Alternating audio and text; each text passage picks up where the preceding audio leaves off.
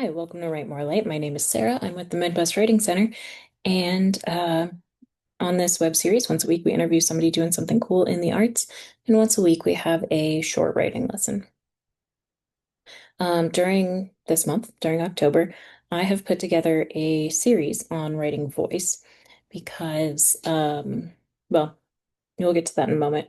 First, I want to say the format of the show, in case you're not familiar, I will give the short lesson. Then updates from the Midwest Writing Center, and then a writing prompt. So when we're talking about voice, we'll be working with voice. So the format might be a little different, but you can expect that the thing that we're talking about in the video is going to be what the prompt is. So I recently heard like a super big name author say that voice is intuitive and can't be taught. That really bothered me. Writing is absolutely an art, but it will always bother me, I think, when somebody says, you know, skills can't be taught. Something can be an art and still involve skills. That's why so many of us study it, because we want to be better. Um, I suspect that this person has been writing with a consistent voice for so long that they just don't know how they got there. Um, and that's fine. That's clearly working for this person. But it's not necessarily helpful, right? To anyone else who's trying to learn. Um, we learn voice by reading and writing. All skills take practice, but knowing what voice is and how to identify it are the first and most important is the first and most important step to figuring out how to emulate voice and then how to create your own. So that's why we're doing it in 4 parts. Today we're going to talk about how to identify voice. Next time we'll talk about how to emulate voice. Now those videos sort of merge into each other. So um, note that. Then we'll talk about developing our own voice and then using multiple voices because those are those are important skills. Um, in the last part, we'll talk a little bit about identity and dialogue.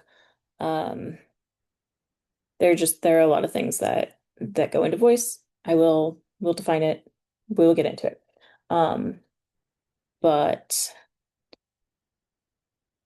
yeah, so here we are. First, before we give a real proper definition, I want to look at a couple of different books. The ones I chose are ones that I have digital copies of. One is public domain. The other one I found, I think, via Project Gutenberg, and another one I purchased a digital copy of. So they're also writers that I'm pretty familiar with, so it's easier for me to identify things about them. If you were here with me, we would be having discussions about the pieces, but unfortunately, I am alone, so I'm going to be, I'm going to have to be all the feedback that I'm getting on the topic.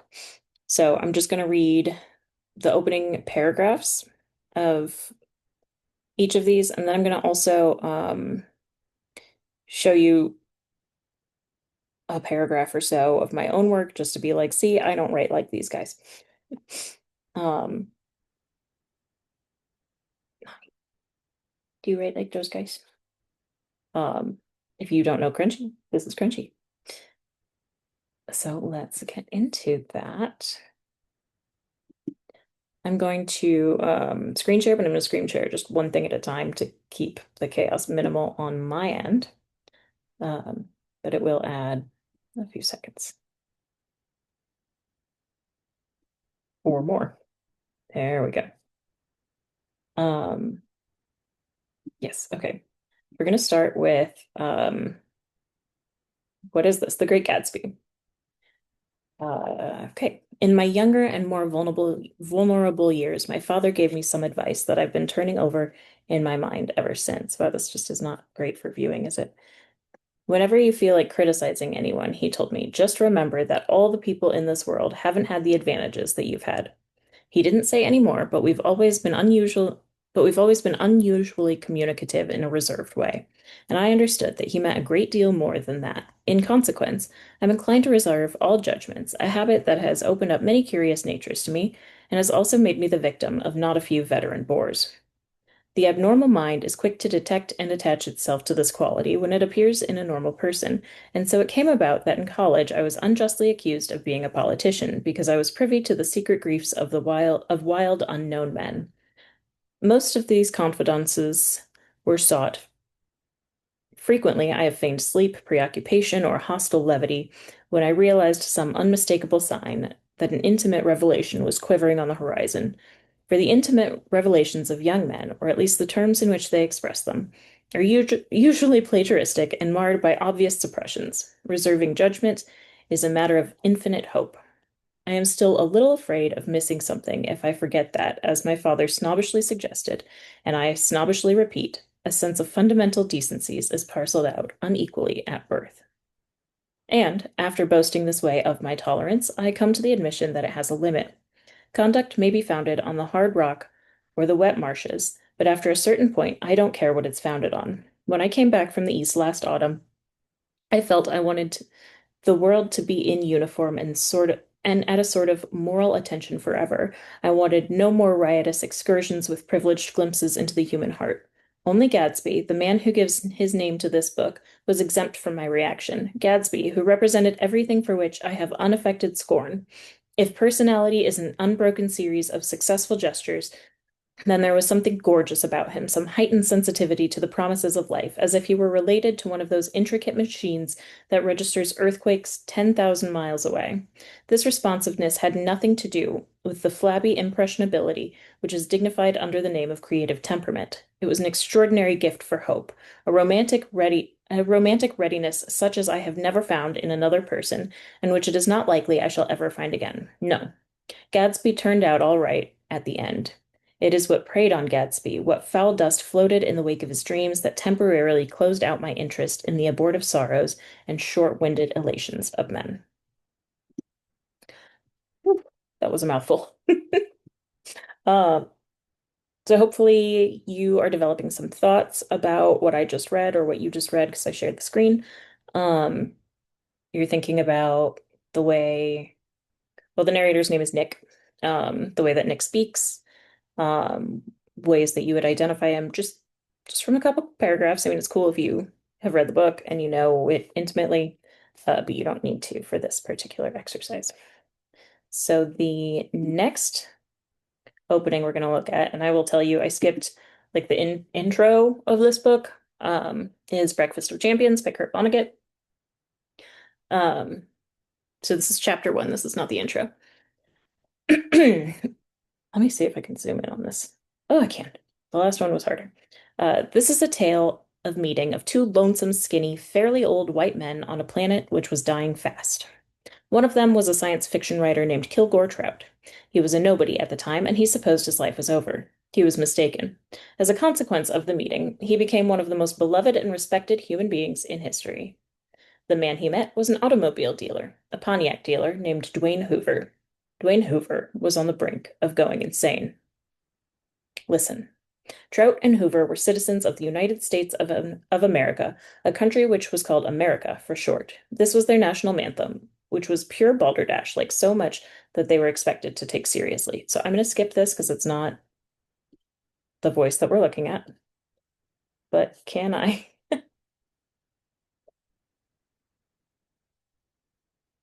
My goodness. Sorry, everyone.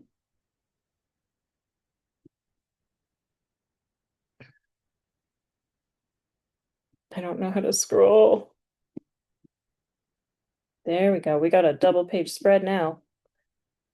Okay, there we go.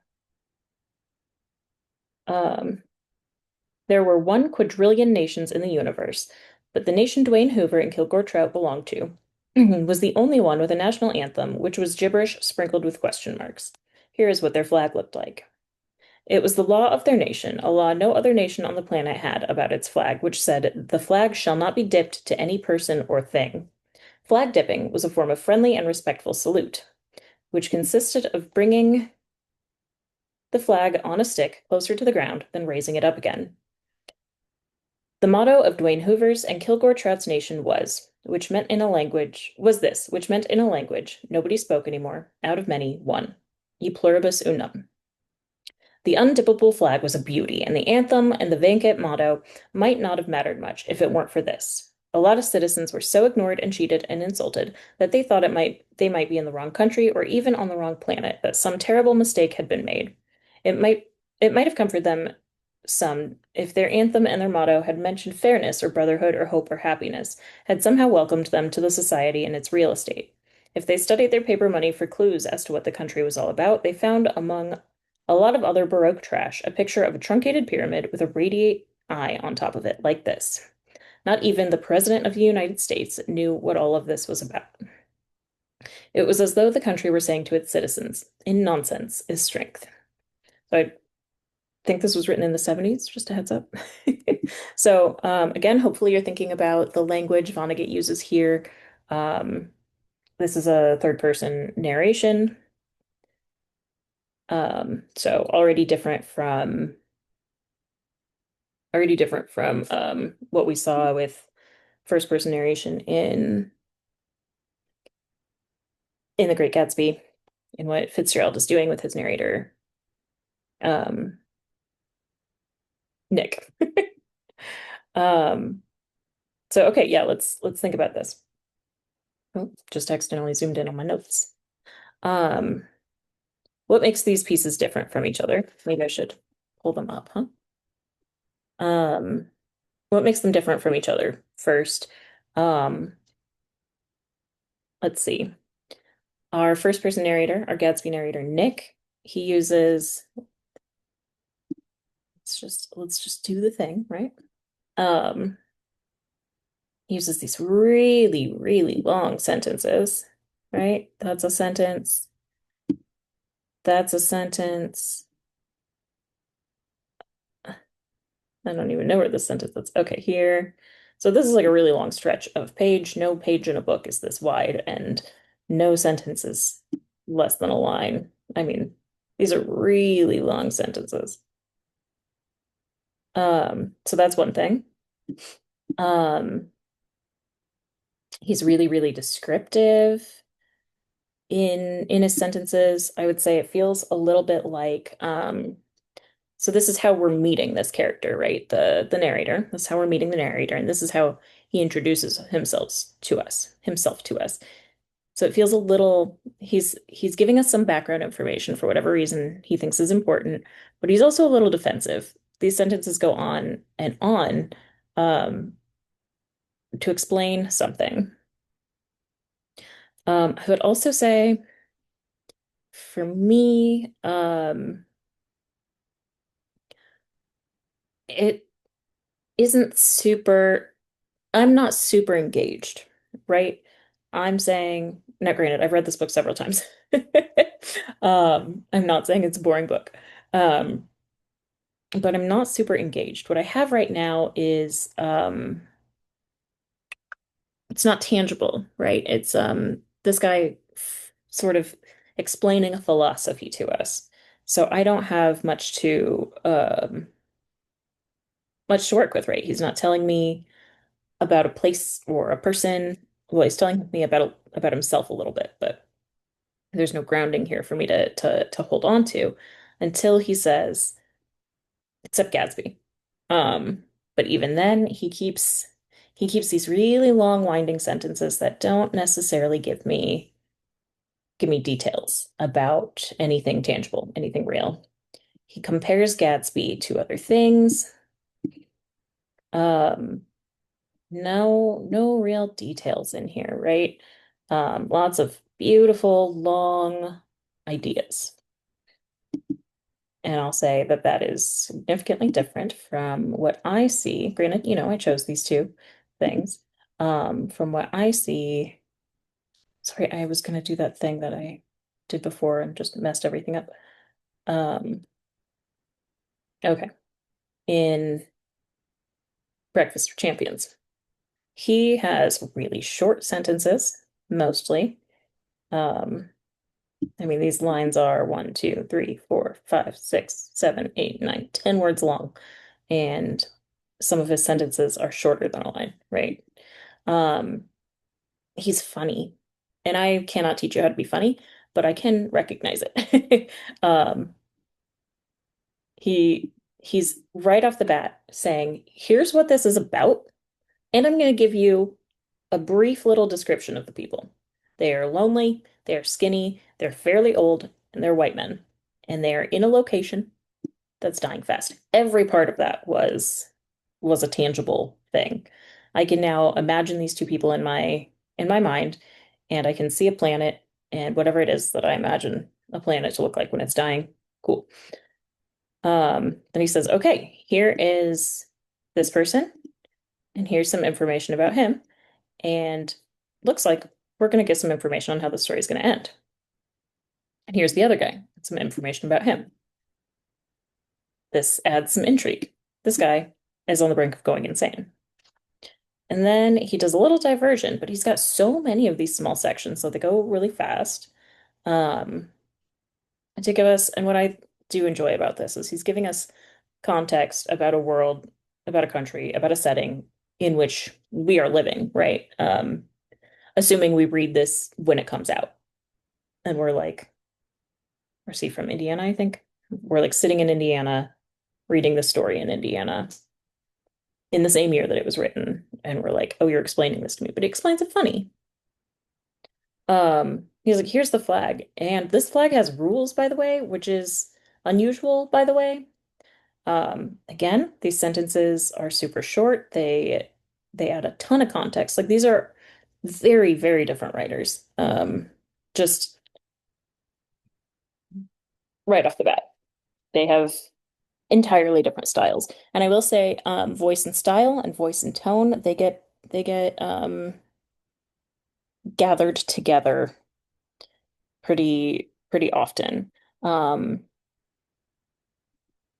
that's something like a lot of people, in fact, in doing this, like I was like, I know what I'm talking about, but I should have a proper definition of voice, right? Um, it took me like several pages on a search engine to find someone defining the literary term voice.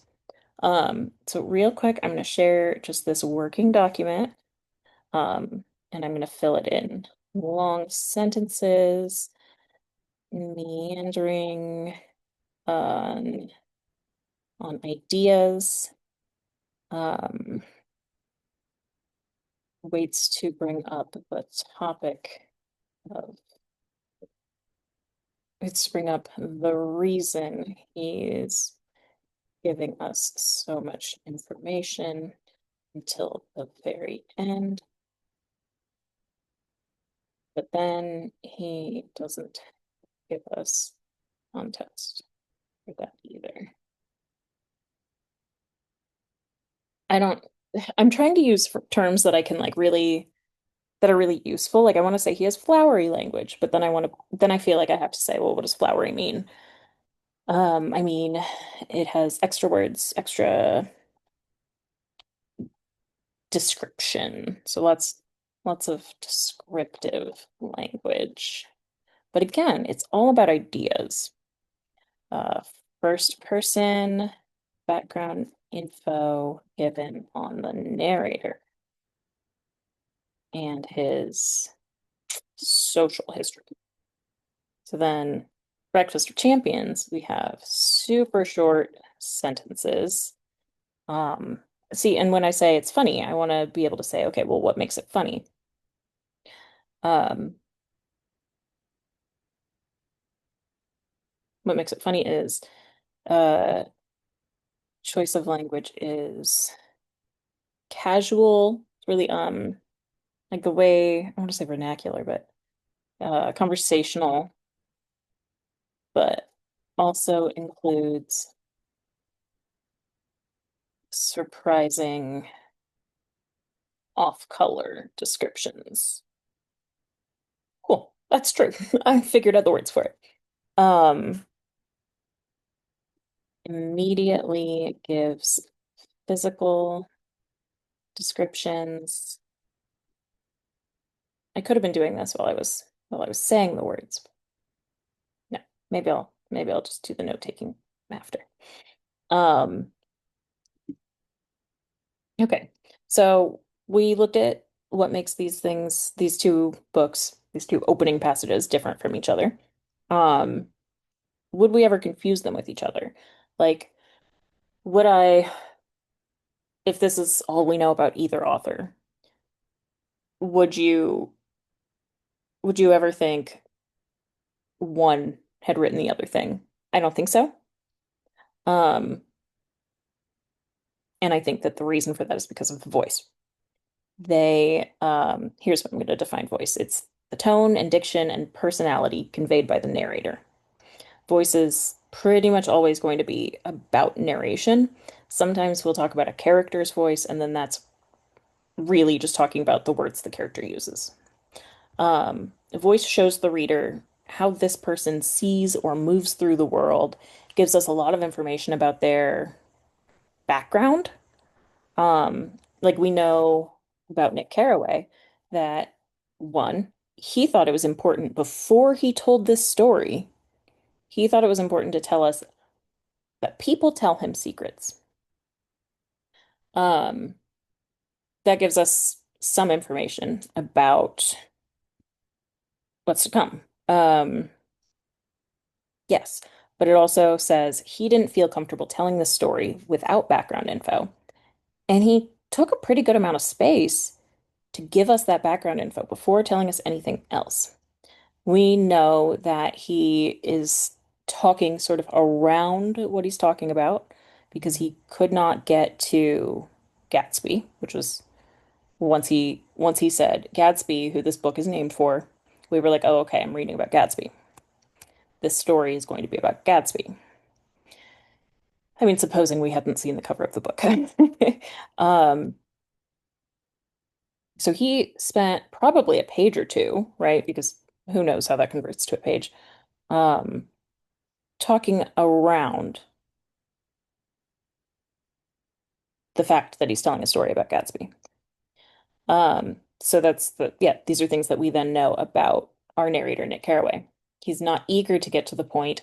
He's maybe a little insecure about the story he's going to tell. Otherwise, he wouldn't have to defend himself right out the bat. And we know he's not the star of his own story. That's interesting too. Usually when we have a first person narrator, the book is about the book is about the narrator. Um, so what do we know about our narrator in Breakfast of Champions? We'll say, I don't know how familiar you are with Vonnegut's work, but we're going to say for all intents and purposes, this is a third person omniscient narrator. Um, we know this narrator, however much information they have. Omniscient, of course, means all-knowing, all-seeing. Um, this narrator has opinions, though. This narrator is not this narrator is not interested in being neutral. This narrator is saying, um, this stuff is silly. This guy's crazy. Um, here is the setting. Here's some context you should know, but don't forget, like, this is absurd. And that, it does not necessarily tell us about the characters within the story, but it tells us about the story itself. We know that we are being given, we'll say, we'll say a holistic truth. When we're talking about an omniscient narrator, usually they have all the info and they're giving us all the info. Um, but we're getting it through a lens of humor and criticism. Um, that's what I'm getting from these voices, from these passages. These are not books that I've read recently. Um, I was trying to think of authors who had distinctive voices and that I could show online. Um, so then I want to show like a very different writer, um, real quick, just to say like there are other very, very different options. Cannot tell. Okay. So this is, I wonder if I can zoom in on this. That would be great if I could. Okay. This is Invisible Man by Ralph Ellison. It's the prologue, as you can see. Zoom in a little more. I am an invisible man, No, I'm not a spook like those who haunted Edgar Allan Poe, nor am I one of your Hollywood movie ectoplasms. I am a man of substance, of flesh and bone, fiber and liquids, and I might even be said to possess a mind. I am invisible, understand simply because people refuse to see me.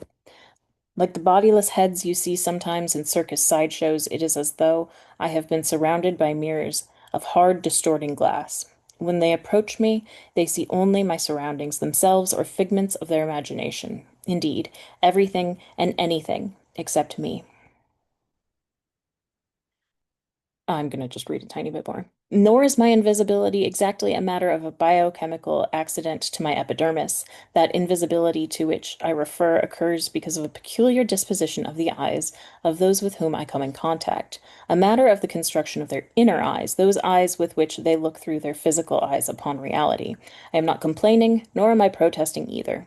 It is sometimes advantageous to be unseen, although it is most often rather wearing on the nerves. Then, too, you are constantly being bumped against by those of poor vision, or again, you often doubt if you really exist. You wonder whether you aren't simply a phantom in other people's minds, say, a figure in a nightmare, which is the sleeper. Ooh, a figure in a nightmare which the sleeper tries with all his strength to destroy. It's when you feel like this that, out of resentment, you begin to bump into people back. And let me confess, you feel that way most of the time. You ache with the need to convince yourself that you do exist in the real world, that you are part of all the sound and anguish, and you strike out with your fists. You curse and you swear and you make them recognize you, and alas, it's seldom successful. So I wanted to bring in a third option here, um, just to just to show some variety and look at, what's different now, looking at Ellison from the other two. It's in first person again, and let's see. He's also got long sentences, but his sentences are all descriptive of something physical, which is the body, I guess. Um, and he's also describing the way the character, he's just very straightforward about describing the world and the way the character moves through the world. Yeah, super, super descriptive. I feel like this sounds like poetry to read it, and it feels that way to me, like reading it aloud. Um, what do we know about this character? We know that this person is not seen, though, well, I know it's a man.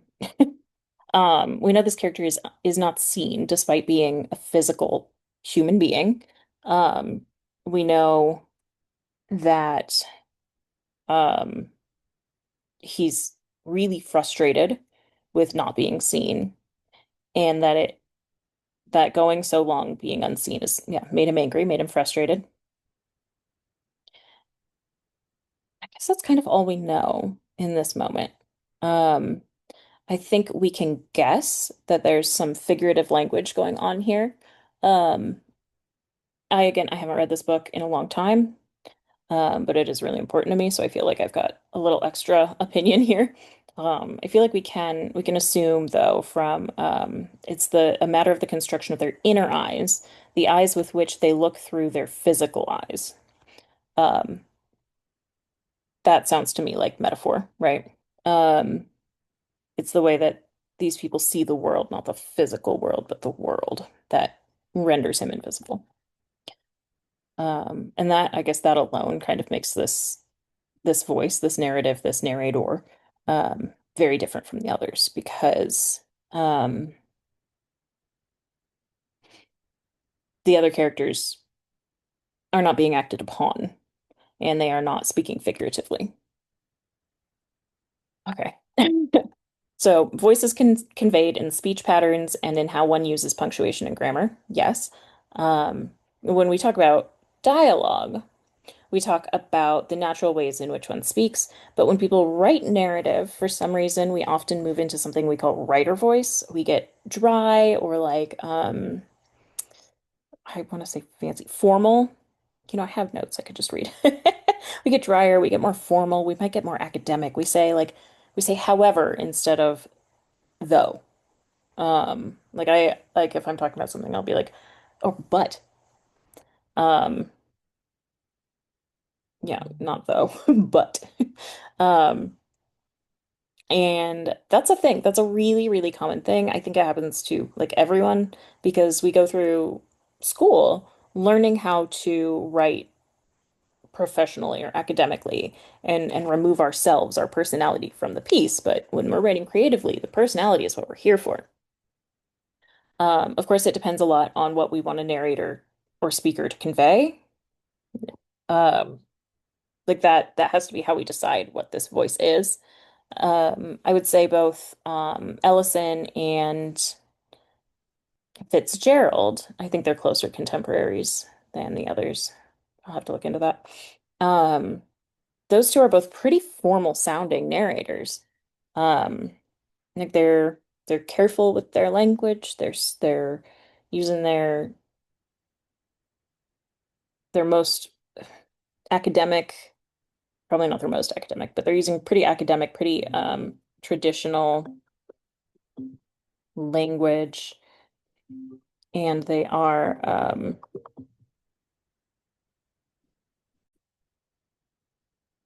anyway, we we want to make sure that we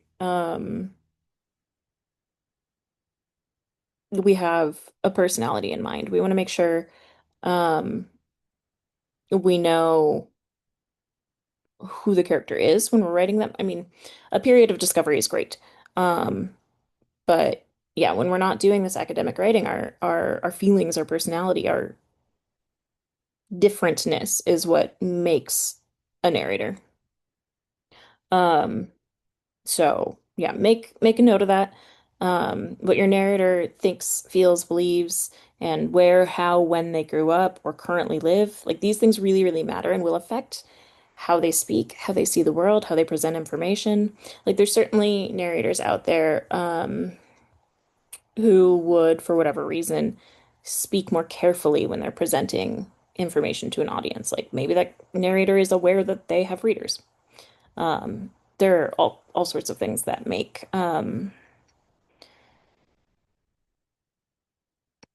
that make voice, right? Lots of considerations and also, lots of context. So if we go back to Gatsby and Breakfast of Champions and even Invisible Man, um, then we get cats on our lap. Um, we want to really, really sit with, really think about both what information we have based on the way the narrator is speaking and um, yeah, what we know about the narrator based on how they're speaking. So, the Invisible Man book was available from Internet Archive, and The Great Gatsby was available on Project Gutenberg. Those are both totally free ebooks that you can check out on your own. And we will go over how they do what they do next time. Thanks for hanging out with me today. And that's your prompt today is to think on voice. As always, please write more light into your life.